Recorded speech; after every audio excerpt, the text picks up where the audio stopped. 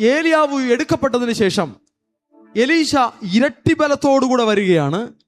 താനും തിരിച്ചു വന്നപ്പോൾ യോർദാനെ കണ്ട് വഴിതിരിഞ്ഞു പോയില്ല. താൻ യോർദാന്റെ അടുക്കൽ നിന്ന് പറയുകയാണ്, ഏലിയാവിന്റെ ദൈവമായ യഹോവ എവിടെ എന്ന് പറഞ്ഞു. ഏലിയാവിന്റെ കൂടെ ദൈവം ഇരുന്ന് പ്രവർത്തിക്കുന്ന എല്ലാ പ്രവർത്തനങ്ങളെയും എലീശ കൂടെ നടന്ന് കണ്ടു. ഇപ്പോൾ ഇരട്ടിപ്പങ്ക് ചോദിച്ചു. ഇരട്ടിപ്പങ്ക് ആത്മാവിൽ താൻ പ്രാപിച്ചു.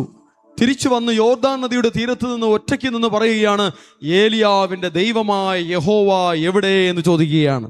എന്ത് സംഭവിക്കുന്നു? അവൻ വെള്ളത്തെ അടിച്ചപ്പോൾ അത് അങ്ങോട്ടും ഇങ്ങോട്ടും പിരിഞ്ഞു. എലീശ ഇക്കരയ്ക്ക് കടന്നു. നിരീശ്വരവാദികൾക്ക് ഇത് മനസ്സിലാകില്ല, യുക്തിവാദികൾക്ക് ഇത് മനസ്സിലാകില്ല, ബുദ്ധിജീവികൾക്ക് ഇത് മനസ്സിലാകില്ല, ശാസ്ത്രത്തിന് ഇതിന് മറുപടി കൊടുക്കുവാനും പറ്റില്ല. അതാണ് ദൈവത്തിന്റെ ശക്തിയുടെ പ്രത്യേകത.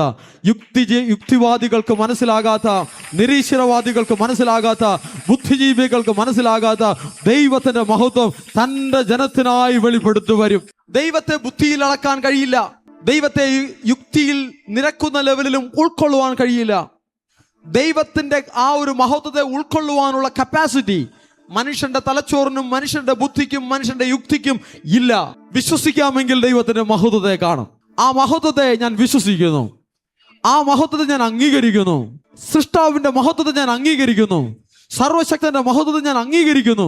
വിശ്വസിച്ചാൽ നീ ദൈവത്തിന്റെ മഹത്വത്തെ കാണും. ഒരു മഹത്വമുണ്ട്, ബുദ്ധിയിൽ ഒതുങ്ങുന്നില്ല എന്ന് പറഞ്ഞത് ഇല്ലാത്തത് കൊണ്ടല്ല, അതുണ്ട്.